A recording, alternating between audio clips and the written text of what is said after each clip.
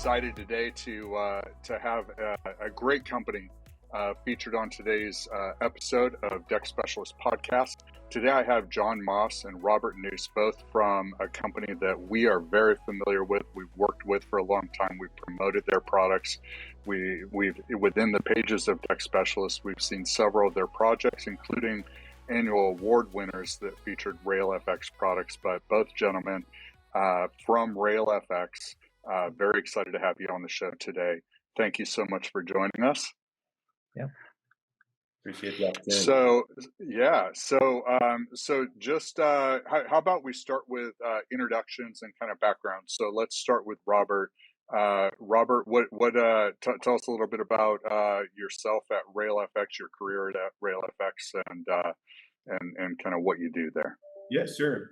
Well, I've had the pleasure of being a part of this organization for the better part of 12 years. We originally started as just a cable railing manufacturer in northern Nevada, and have since grown into a complete railing portfolio company, an outdoor living company. I'm the national sales manager now for RailFX, the brand, and just really have a passion for the outdoor living category, and I'm so happy to see it continue to grow. So I still enjoy it every day. That's great. That's great. And John, give us a little bit of your history. So yeah, I've been in the building materials industry for probably 34 years now, and my background was a manufacturer's rep.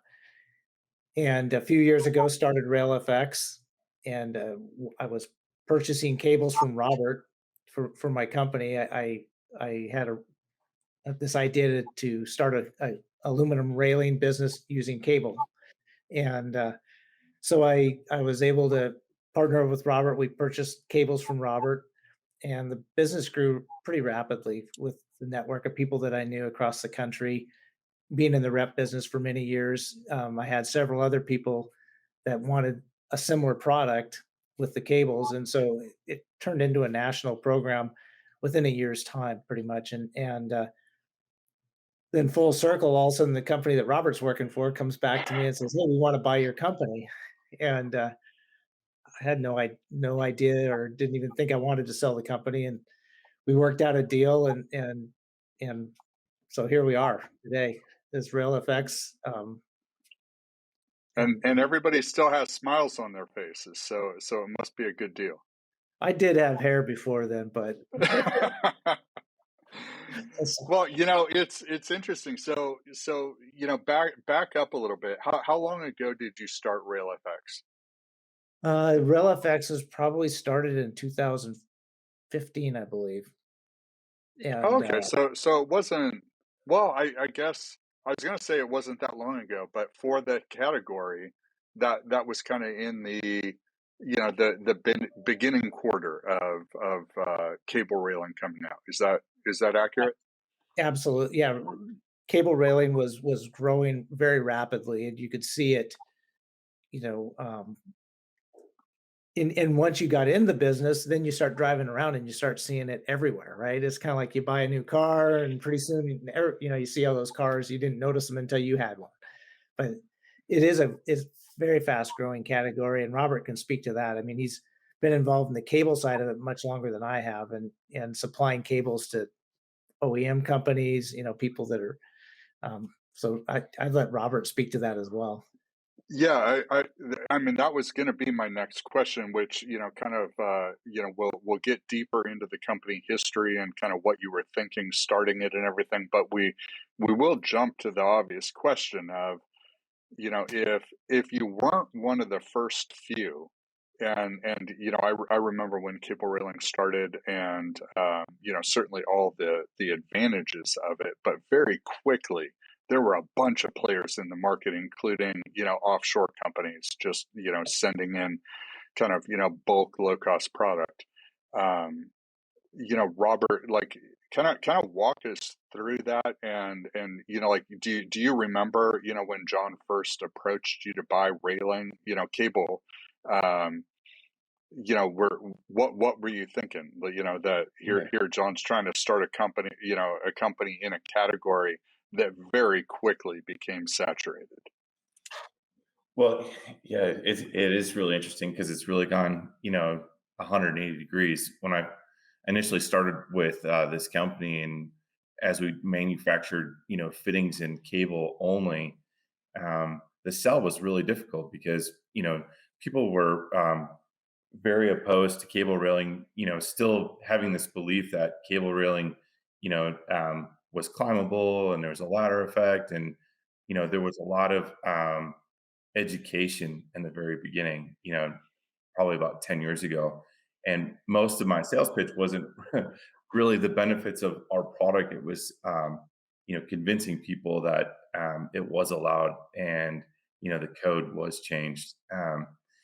Then there was a lot of adoption, the market commoditized with, um, products like ballisters, and people were really looking for low maintenance products. There just seems to be a wash of products that were difficult to maintain, kind of a like new appearance. And then there was also kind of a trend to more modern minimalism and easy maintenance, more of a carefree lifestyle. So we saw more acceptance and adoption of cable railing. And our company first focused on the architectural community and the fabrication channel, where we were selling fittings for people who were welding custom railing systems, and it was mostly in the commercial marketplace. But more and more we saw homeowners call and ask whether or not it was something that they could not only use in their house but do it themselves. And at some point, um, there was a pivot, and there was a pivot to see that the residential market and the decking market, both interior and exterior, railings, was a huge opportunity. And we decided at that point, to kind of look at our portfolio of products and choose what we thought was the easiest to install, and the most to be adopted, kind of in the retail industry. So we began to make kits that didn't require any special tools, was very DIY friendly, and started promoting a packaged product in the retail marketplace, through independent lumber yards or big box stores. That's when I had the pleasure of meeting John. And there for a while, as John had mentioned, he was in the building product industry, and he had repped a number of high profile companies. So I was really adamant at wanting to work with John, and it took some convincing to get John on board. But like he said, once you buy a Ford F-150, you soon realize that you're not the only person with a Ford F-150. So John saw the market opportunity, just kind of looking at railing specific, and said, I think there really is something. So John was out there helping push these prepackaged cable railing kits, to the retail marketplace. And it was then really kind of light bulb moment for John, knowing that we had only a portion of the overall demand. So we were able to provide the infill product that people wanted, but not the complete system. And in order for it to really genuinely be a DIY or a retail friendly program, it wasn't until John started RailFX, when I met John, and then John kind of started to really put together the RailFX program.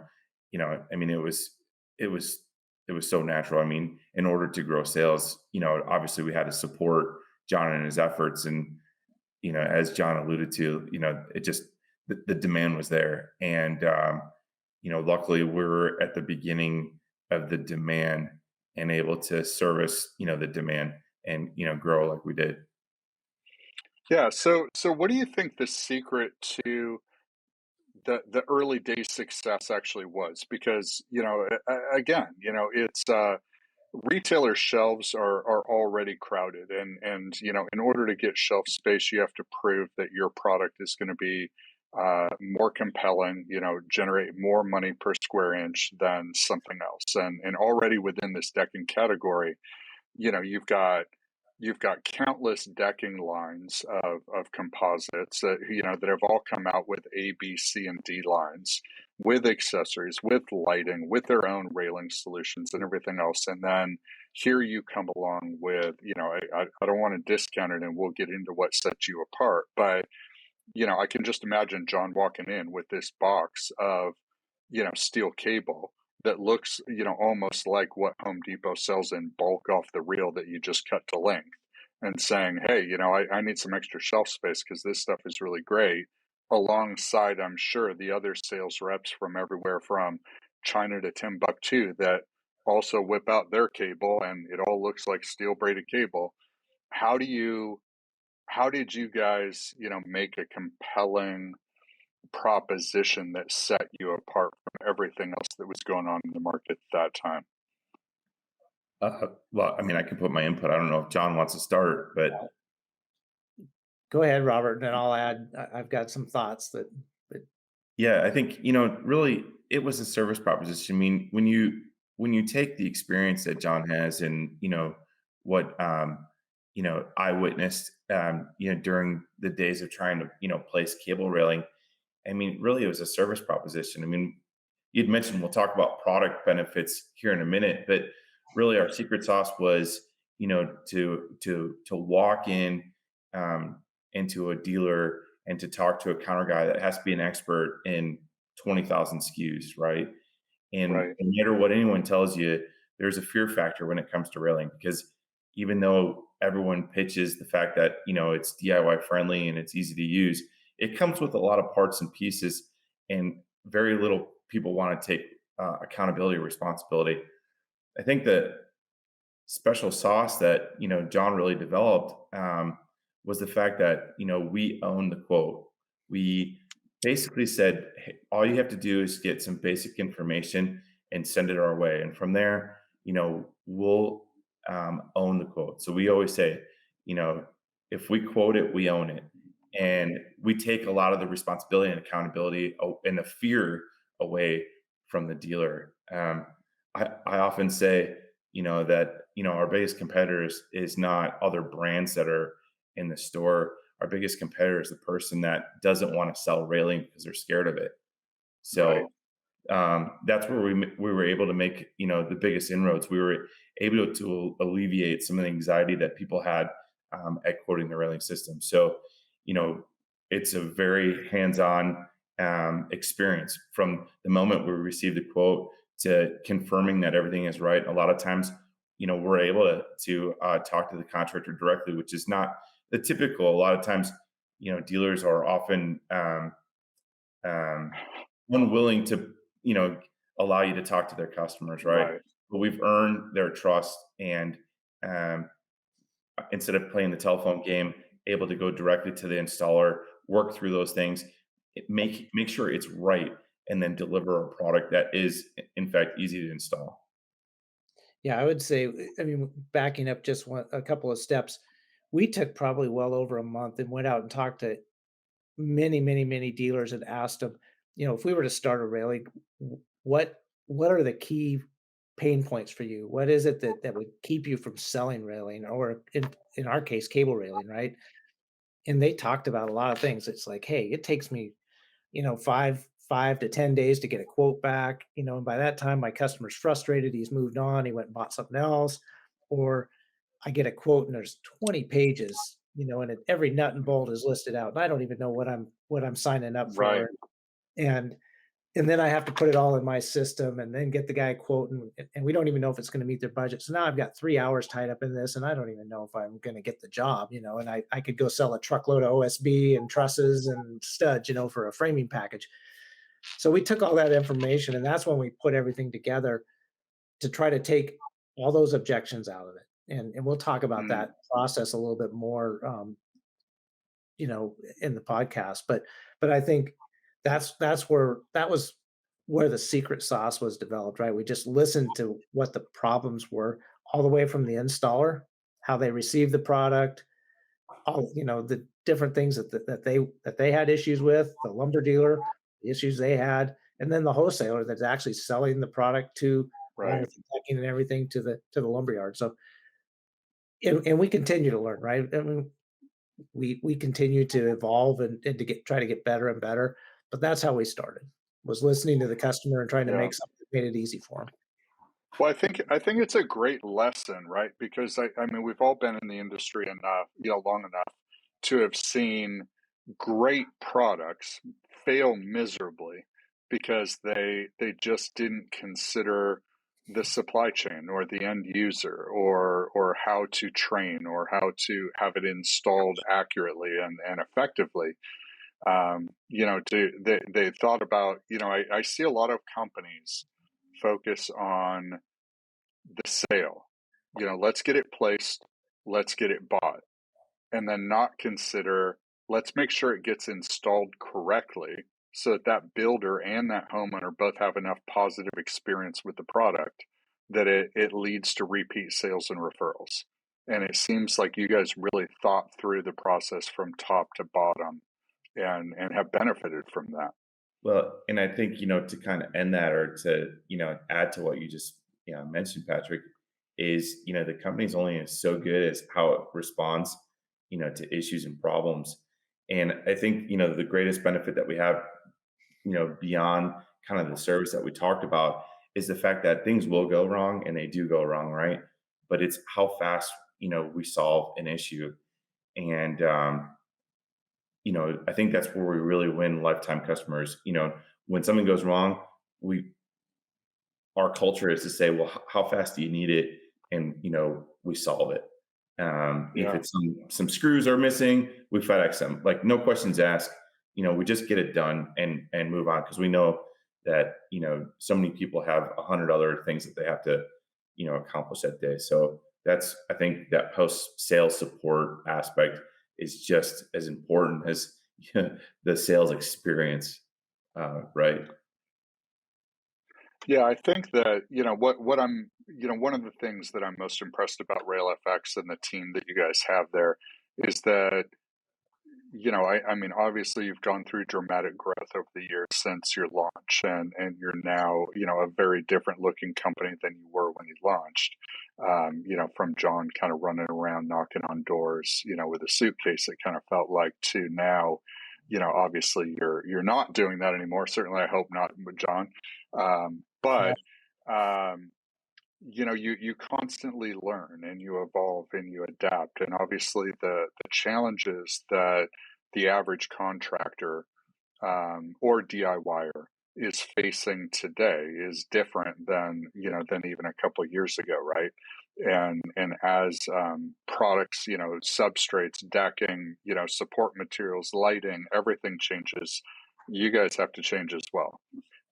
So talk about that evolution, right? Because it's obviously a manufacturing challenge, and I know on the business side of things, it's always nice when you're coming, you're envisioning launching and creating a new product that you say, okay, here's the lifespan, here's where we recoup the R&D, and then here's where that profit tail really, spikes. But inevitably, what happens is somewhere in the middle of that dream, once you're already launched, the market changes, or supporting products change, or now all of a sudden lighting's hot and you got to figure out a way to run cable through your support posts or something like that. And wow, we didn't think about that a year and a half ago when we launched the product. Shoot.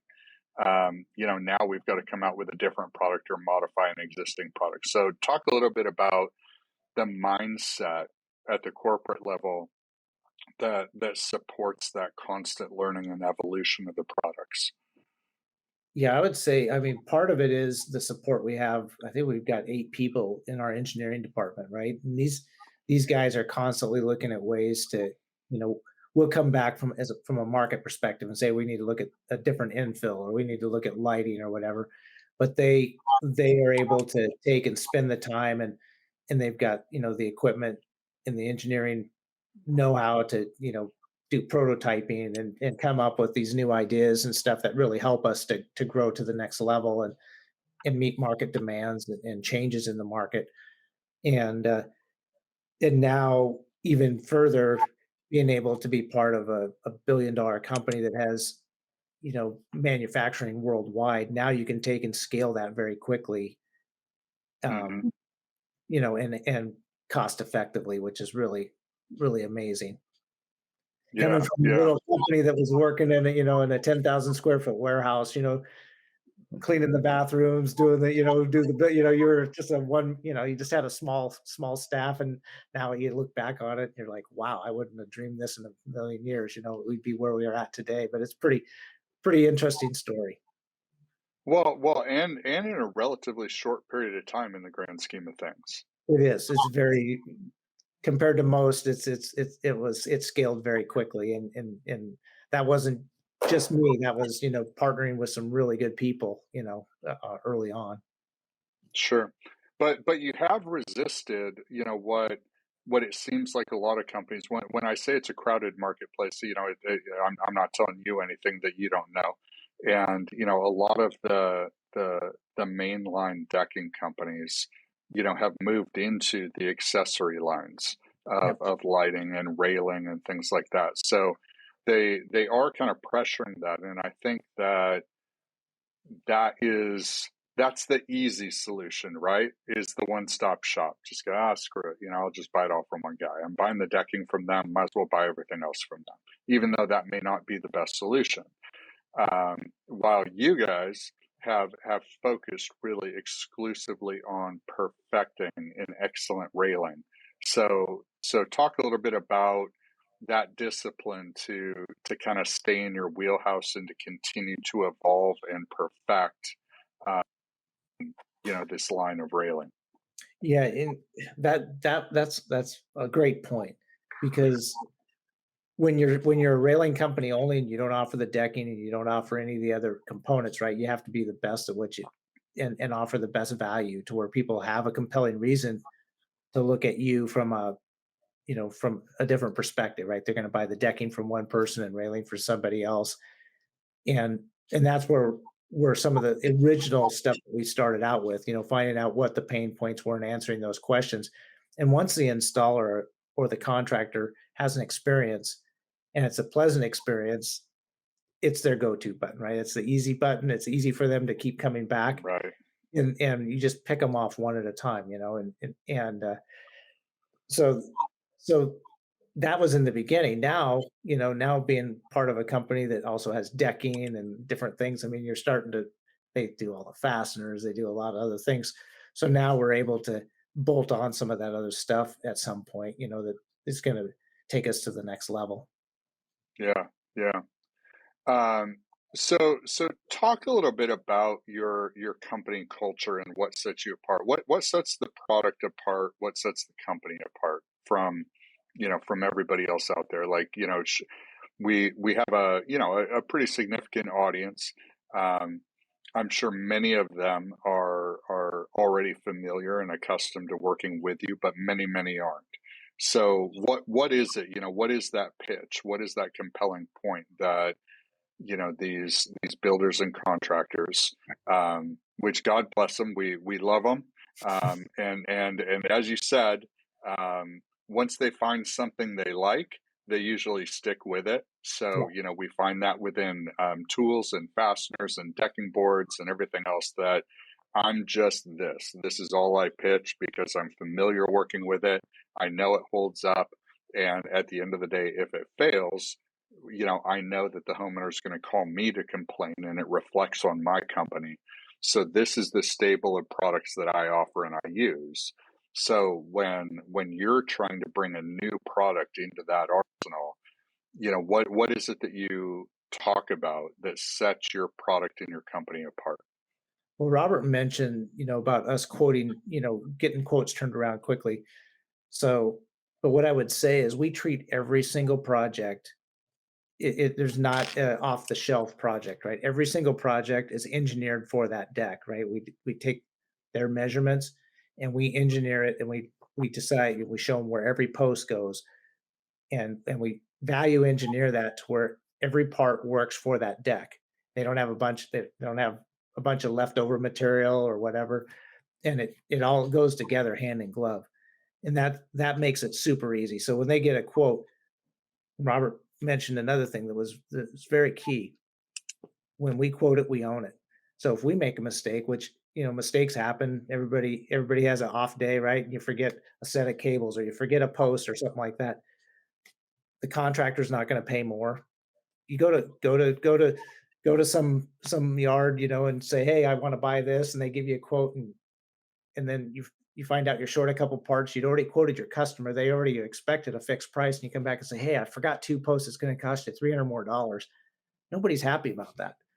So we took and say, if we quote it and you give us good information and we miss something, we send it to you no charge. Like Robert said, how quickly do you need it? Do we need to overnight it to you? We're not going to send it. We don't even send it to the lumberyard. We'll send it directly to the job site. So they don't have to go to the lumberyard, get that part and spend extra time. We understand time is really, really valuable now, more than ever, with the cost of labor and everything. Right. We try to make it super simple. When it shows up, top rails are 20 feet, up to 20 feet long. So they don't have a bunch of splices, Yep. There's companies out there that have a bunch of 8-foot pieces that you put together, with splices, and it works, but if you could put it all in one piece, it's much nicer. Just Sure. one less spot that you're going to have this where there's a seam, and then I think the last part is that we really focused on is for the contractor. When he leaves, he doesn't want to come back and see that job, because if he comes back, Right. he's not coming back to give him another bill. He's coming back to fix something, right? And if the people we're talking to that are built decks, they understand decks move, right? It's a wood structure, it expands, it contracts. So you tension all those cables, and the traditional way that you would tension a cable was with a threaded rod and a nut on the end, right? So you tighten that nut up, and there's extra threads hanging outside of the nut. And you got to cut it off and put a cap on. We've got it now where you can just take a 3/16 Allen wrench and you just put it in the fitting in the end, give it another turn, and the cable's tensioned. If for some reason the deck moves and the cable's not tight enough, so when the contractor leaves, he gives that Allen wrench to the homeowner, demos it for him, shows him how. Most 99% of the homeowners will put that Allen wrench in there, give it one turn, and be done.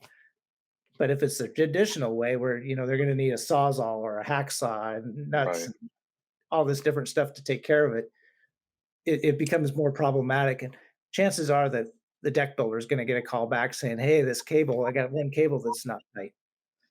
So that probably is, I mean, the top three things that Yeah. I would say really make it easy and drive people to come back, and we solve their problems. Yeah. Robert, talk a little bit about that, because, there's,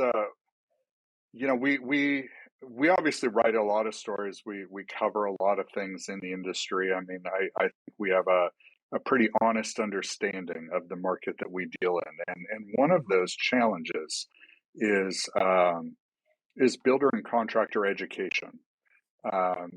Everybody considers themselves a craftsman in the trade.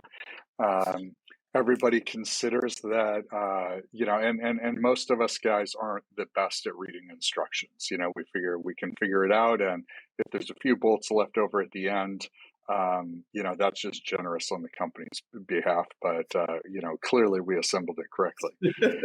So continuing education, especially of new product lines, new concepts, is always a challenging thing in the trades.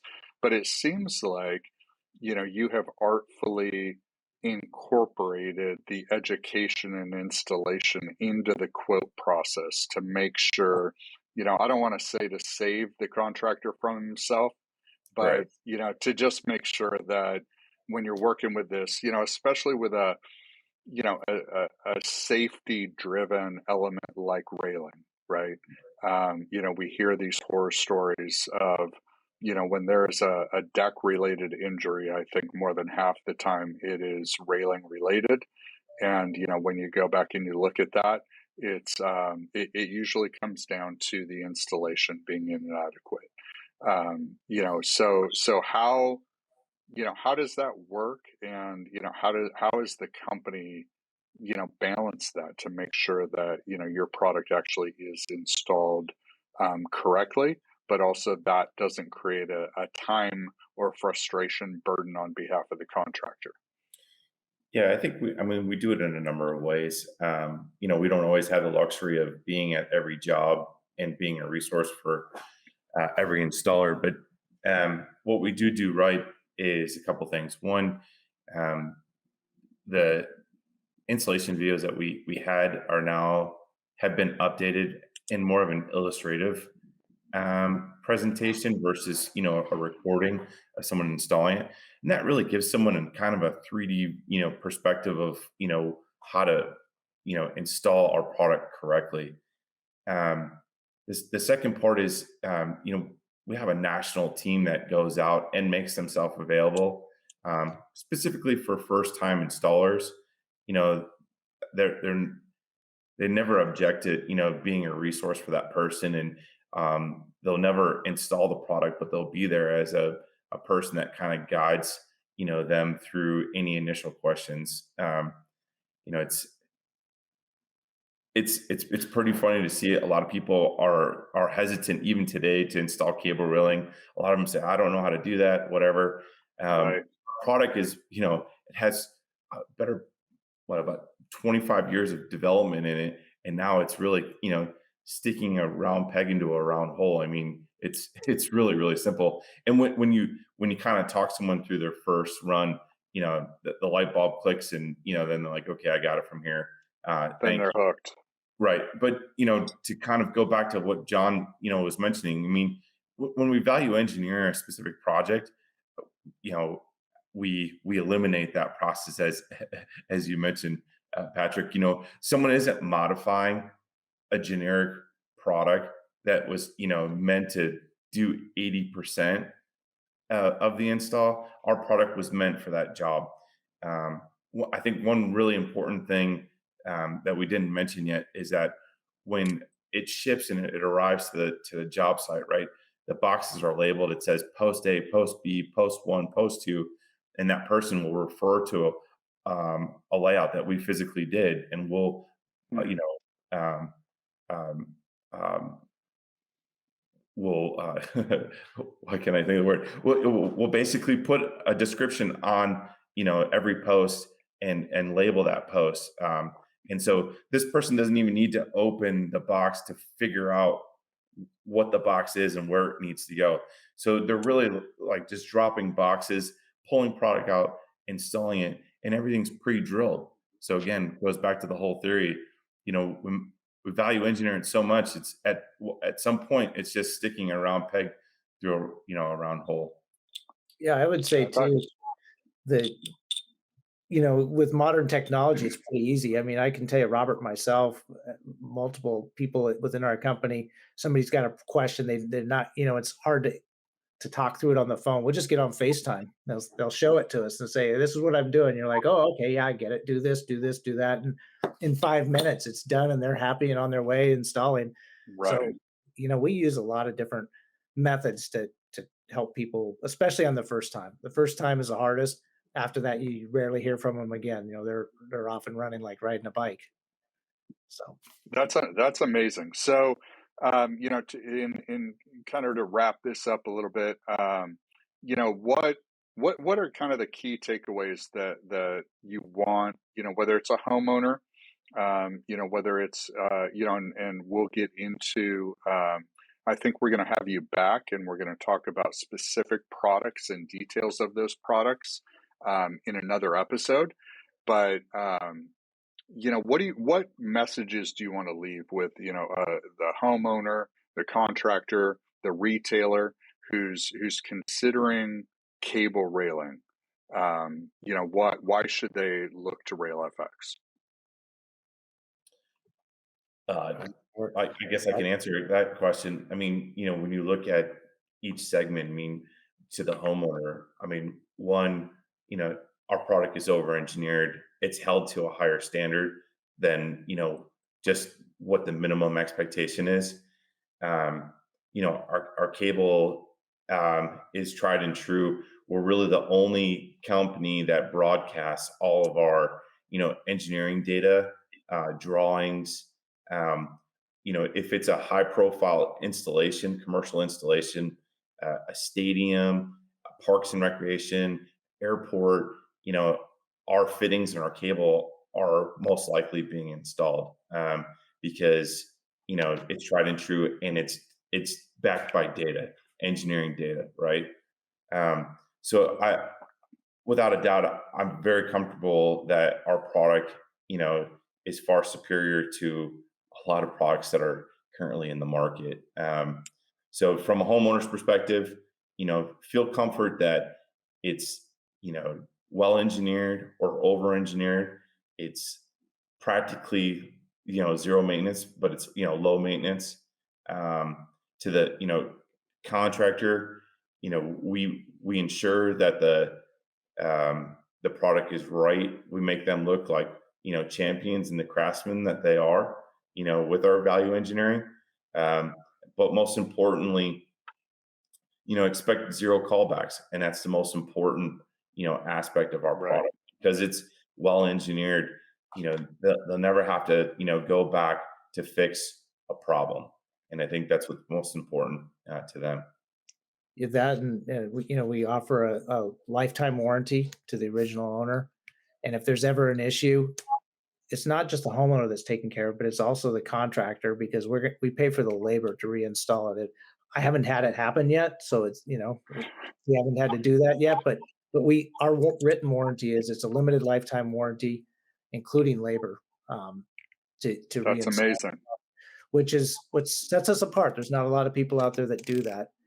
And Robert mentioned about over engineered. There's a lot of people out there that kind of got into the cable railing business over time. They took their original framework for pickets and adapted it for cable, right? But you put all Hmm. that tension on cable with 250 pounds of tension per cable times 10. So you start seeing some post bow and some of those sort of things. Right. We started this as a cable rail, right? So we engineered it to support the cable and stuff like that. And and so to Robert's point, it's very well engineered. It's over engineered from a safety perspective. That's amazing. Well, we also, consider ourselves kind of responsible parties in the companies that we vouch for, within the pages of deck specialists. So, we go through our own due diligence before we ever write an article or ever agree to run an advertiser. And, we turn away more than we say yes to these days. But we do firmly believe that we're vouching for a company when we support them within the pages, and that's why we wanted to have you on board, today to talk more about the product, because we do firmly believe in your product and what you guys are doing there. We know that you support the marketplace and our contractors who are readers of deck specialists, and we've seen the product, in action, in some very, very amazing decks, ranging from, your kind of basic entry level deck, for the first time homeowner, up to, multi-million dollar projects that are really just spectacular. We're very, very happy to have you on board. In closing, if people want to learn more about RailFX or your product line or where to get them, where should they go? Yeah, I would say, I mean, certainly our website is a great resource. We've got our installation instructions and our drawings and all, beauty shots, give them some inspiration of what it could look like. And we're even one of our initiatives this year is to get a photo contest to get more before and after pictures, because this is truly Right. a change to the scenery for people. People are spending millions of dollars for these views now, and they're taking those old pickets out of there that block that beautiful $1 million view and putting Right. something you can see. So that's what we're hoping to really portray to people, for this year. Well, and that's what I especially love is that you guys are really experts in, number one, a functional, safe railing system. That's at the forefront no matter what it is that you guys do. But the second biggest thing is, your specialty really is in opening up that deck and giving people their view back. And it's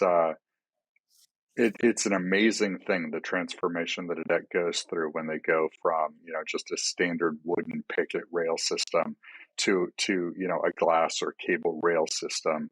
And all of a sudden, the entire property is opened up and the expanse of that deck is opened up. It's an amazing transformation that I encourage, everybody to experiment with. And honestly, it wouldn't surprise me if, another 5-10 years down the road, you guys are on every deck in America. Yeah, that's the goal. All right, guys. Well, listen, thanks for the time today. And we look forward to having you back to dive deeper into product details and share all that with our audience. But thanks again for taking the time. Well, thank you. We appreciate it very much. Yeah, thank you, Patrick.